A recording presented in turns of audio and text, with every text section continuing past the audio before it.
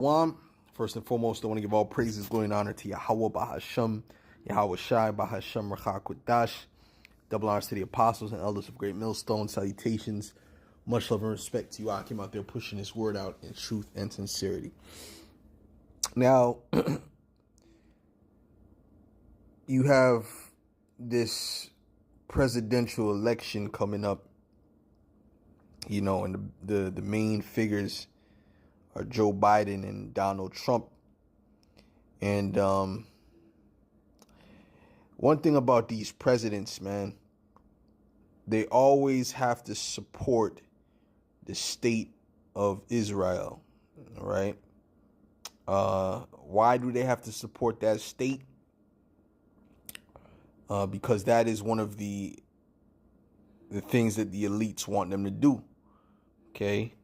The people that own that created that state, they're the ones that put these people in the position that they're in. Okay. So I remember there was old information how Trump was bailed out of particular debts by the Bilderberg Group. Okay, which means what? That if someone bails you out of debt, especially these Edomites, it's not for no reason. There's something that comes with that. You have to do they scratch your back, you scratch their back type of thing. So we already know this man is control opposition, and also based upon the things that he says, the double speak, so on and so forth. We in the know, we understand this whole system is based upon deceit.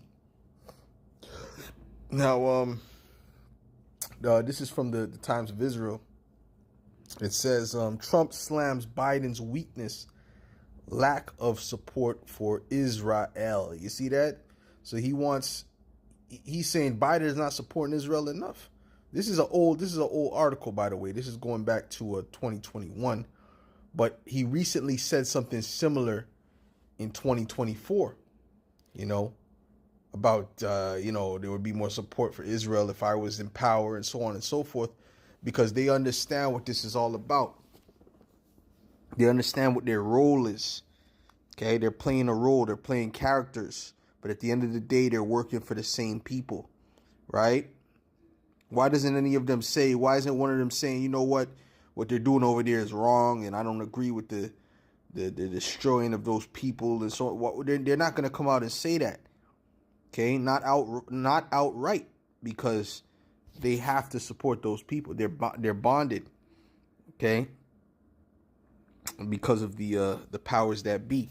Now, anyways, I looked up the word deceit, and I want to go through some scriptures dealing with deceit. This is Job 15 and verse 35. It says, they conceive mischief and bring forth vanity, and their belly prepareth deceit. So the things that they do before they say it, they prepare it. They have these speeches written. They have the plan is already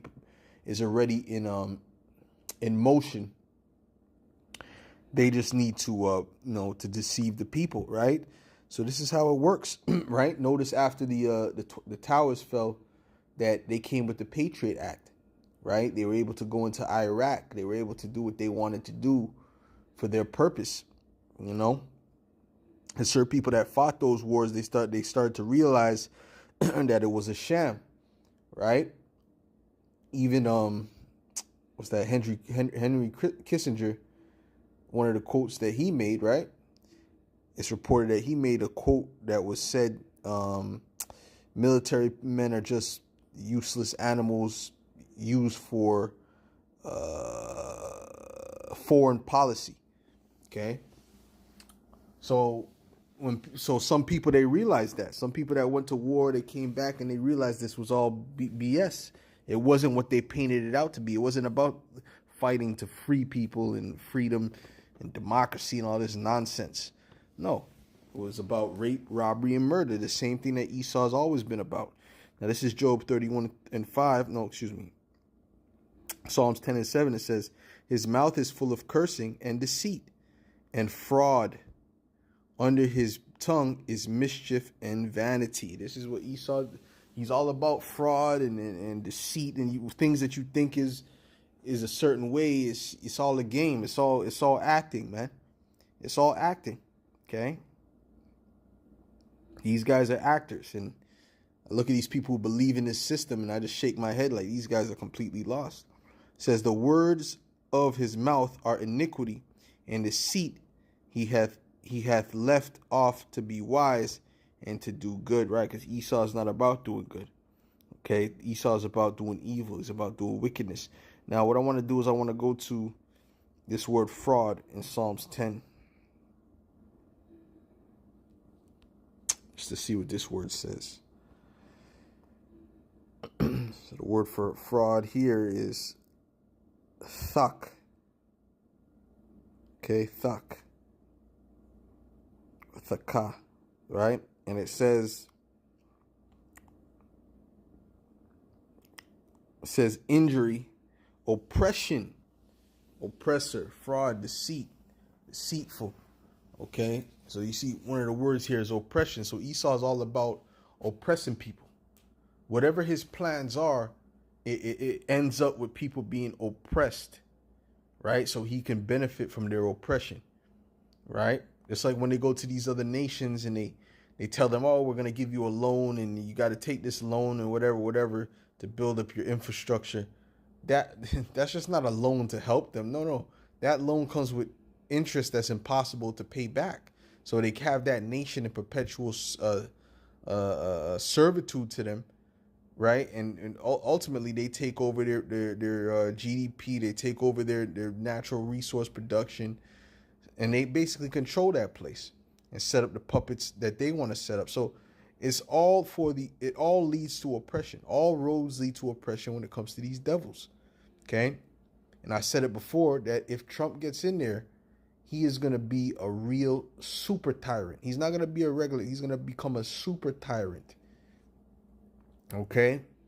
Because I could see him playing the role of the order.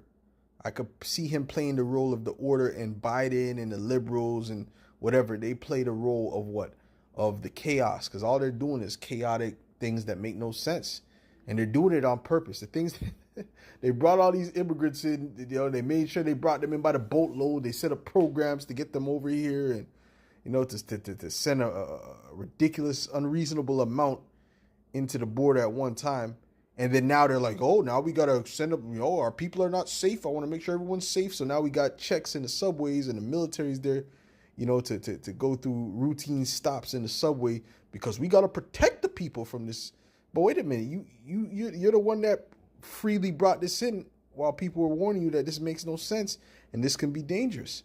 But why? Because it was all planned. They have to bring the chaos so they can come with that order, right? Yeah, get used to seeing the military around. Get used to seeing, these military blockades and all these different things, man. This devil's ready to come down, man. This is Revelations 12:12. It says, therefore rejoice, ye heavens, and ye that dwell in them. Woe to the inhabitants of the earth and of the sea, for the devil is come down unto you, having great wrath, because he knoweth that he hath but a short time. Right? So, these devils know exactly what they're doing, man. They know exactly what they're doing. They're getting ready to move. They're getting ready to bring forth, a major shift.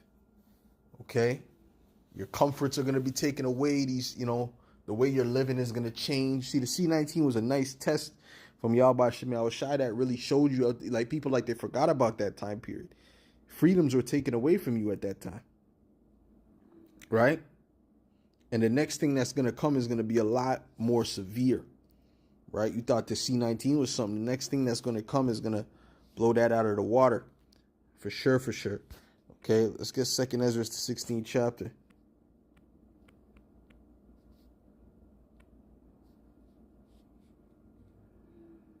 In fact, let's read that in the GNT. Let's go ahead and read that in the GNT. I'll start at verse 10. It says, when lightning flashes, who is afraid? When the thunder... What's this? Oh, that's not really what I want. I want 2nd Ezra 15, Salakia. 2nd Ezra 16. I really want 2nd Ezra 15. Let's go to verse 10. Okay, it says, no, matter of fact,